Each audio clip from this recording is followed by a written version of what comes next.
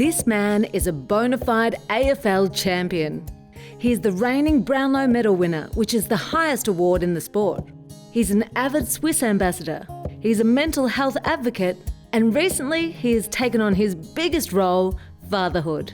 When people talk about love at first sight, I never quite understood it, but when George was born, it was like all of a sudden, nothing else in the world mattered, and if you needed to give your life away, then you'd do it in a heartbeat. And were you there? Were you a good support team for Marty in the thick of it all? Yeah, I was there. I was on the half-forward flank. I wasn't quite, right there, but you certainly have a great appreciation for what our lovely ladies go through, and really, we are weak as blokes.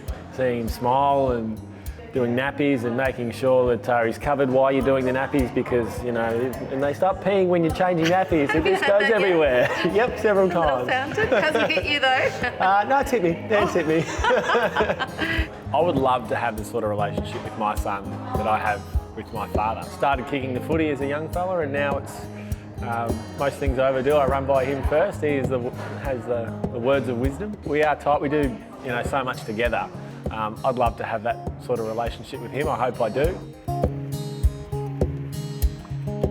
Well, my happy place is it's Moggs. It always has been.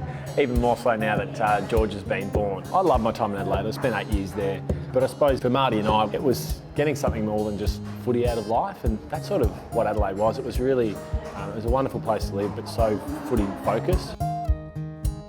It's doing things that give me mental clarity.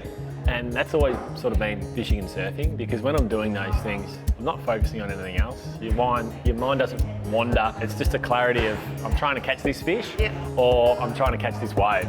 As soon as I see that ocean, it's like, it is. It's like a big deep breath. It is, honestly. It's like a deep breath for your soul, and all of a sudden, as sappy as that sounds, it's so true. Do you feel relaxed now? Oh, look, just being down here, I feel relaxed. So it's not about fishing, Patrick.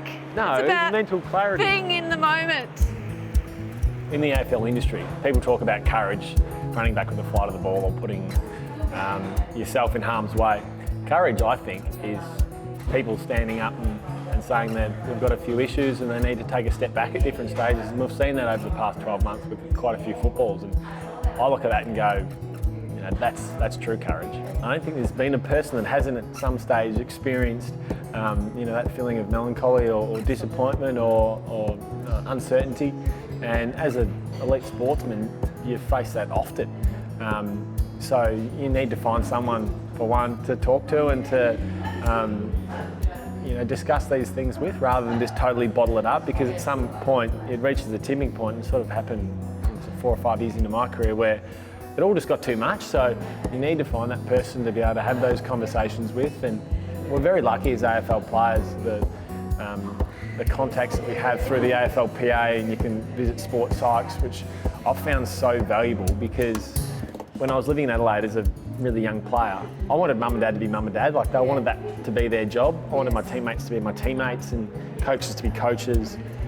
So actually employing the services and going to see someone separate to that, I found so beneficial.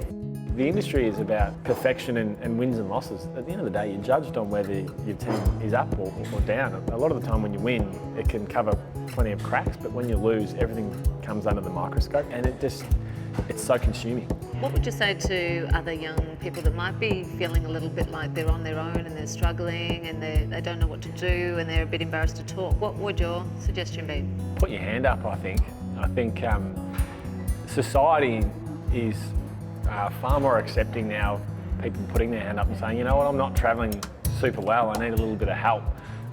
We've come a long way. We're lucky to live in the community that we do now, because people get it. They get the fact that we all go through different emotions at different stages, so you've got to be able to put your hand up and say, I'm struggling a bit, and I think people are accepting of that. We've got to understand, I've got to understand that for a lot of people, footy is actually their escape.